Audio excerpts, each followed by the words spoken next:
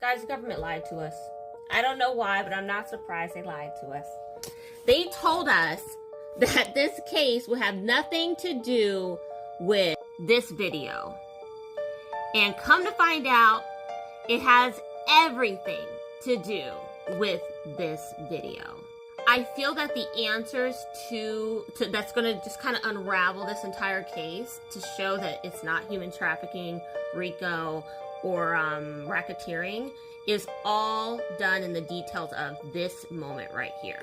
And I feel that the prosecution already knows that. What's odd is that they thought that these witnesses that they presented was going to follow up or back up what these charges are, and they don't. Now, I want to say this because I know that there's going to be a lot of people saying that I'm trying to justify domestic violence. I am not justifying domestic violence. This is not acceptable under any circumstances.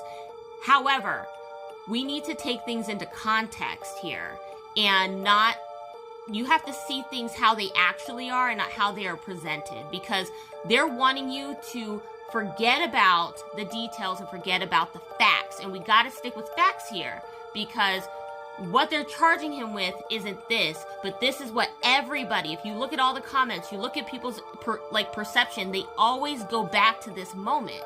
And without knowing the context of this moment, you can't even justify or even go into anything with this. Now, the defense isn't going to bring this up because it makes it seem as though you're justifying it. They can't say this. And I think that the prosecution already knew this way in advance. And so when Cassie was talking about or was on the stand about this specific event, she was very vague. She shared some stuff, but she was vague, and we're going to circle back. So Cassie, the assault, the surveillance footage shows Combs physically attacking Ventura in a hotel hallway. He's seen grabbing her, shoving her to the ground, kicking her, and dragging her back to her room. Cassie testified that the incident occurred after she attempted to leave a freak off, a term she used to describe forced sexual encounters where she was required to participate in sexual acts with male escorts while Combs watched.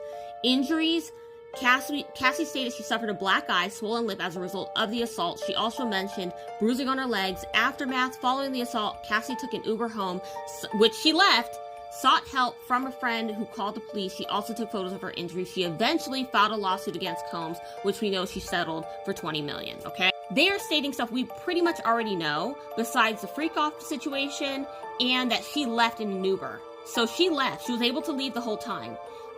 Also that it was a freak-off. So there was somebody else in the room. And I would like to see if prosecution's going to allow that person, the escort, which I don't know if that was the escort in